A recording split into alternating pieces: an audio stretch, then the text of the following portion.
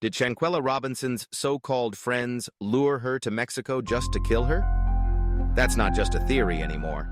It's what the evidence is starting to show. What began as a shocking viral story has now evolved into a federal-level investigation, and the details are darker than anyone expected. This is not just about a young woman's life cut short. It's about betrayal, lies, cover-ups, and a justice system that's still chasing the truth. Shanquella, a bright 25-year-old from North Carolina, left home with 6 friends for what they claimed was a birthday vacation in Cabo. Less than 24 hours later, she was dead.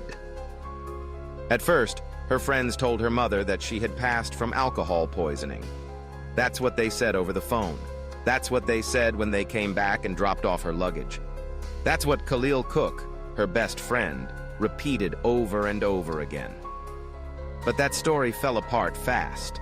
According to her mother, Khalil continued to visit their home and sit with the family after returning from Mexico, acting like he was grieving, even though the truth was catching up with him. The turning point came when the autopsy arrived from Mexico. It revealed that Shanquella had no alcohol in her system.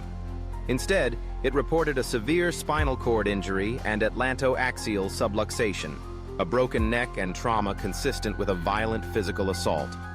And suddenly, Khalil disappeared. But even before that, there were red flags.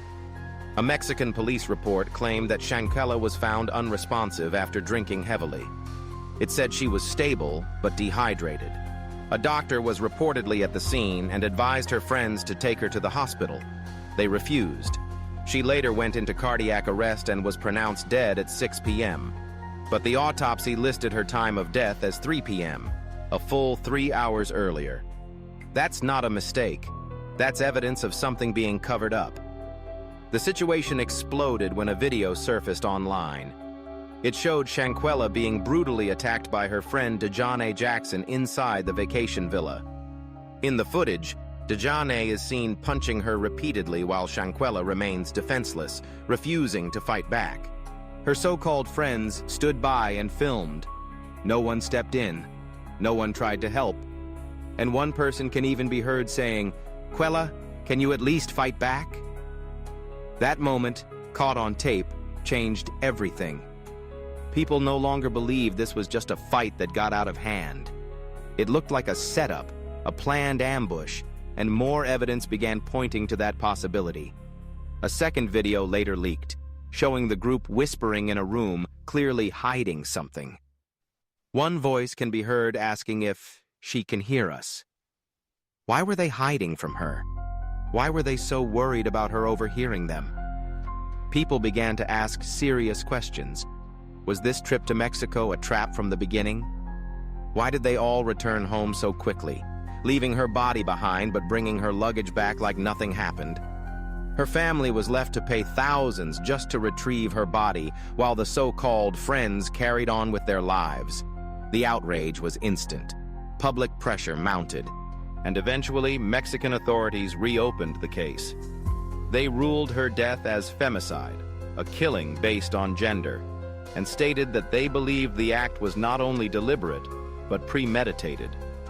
The prosecutor issued a warrant for Dejanay Jackson's arrest, identifying her as the main aggressor and pushing for extradition from the U.S. back to Mexico. But that's where it gets tricky. Legal experts say the chances of Dejanay being extradited are only 50-50, unless Mexican prosecutors can present an airtight case. If the U.S. authorities feel the evidence is lacking, they may refuse to hand her over. That's why the FBI also launched their own investigation from their Charlotte field office. They're running a separate inquiry to determine if federal charges can be filed here in the U.S., especially if it's proven the attack was planned stateside. But why would they do this to Shanquella?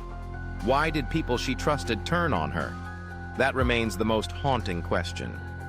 Some believe it was jealousy. Others think there was resentment bubbling beneath the surface. One thing's for sure. The way they treated her was cold, calculated, evil. When they left her body behind and came back pretending nothing happened, that wasn't panic. That was a cover-up. And remember, none of this would have been exposed without public outrage. It was the internet that kept Shanquella's name trending. It was her family's relentless push that forced authorities to dig deeper. And it's the footage, the evidence, and the contradictions in their stories that now tell us something we always suspected. Shanquella Robinson's death wasn't an accident. It was a planned execution. Conclusion. What happened to Shanquella Robinson is one of the most disturbing stories of betrayal in recent memory. Friends who turned into monsters, a vacation that turned into a trap, and a justice system that took way too long to act. But the truth is finally coming to light. So what do you think?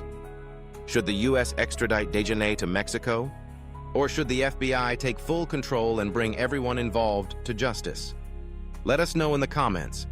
And if you want more stories that dig deep into the truth, don't forget to like, share, and subscribe.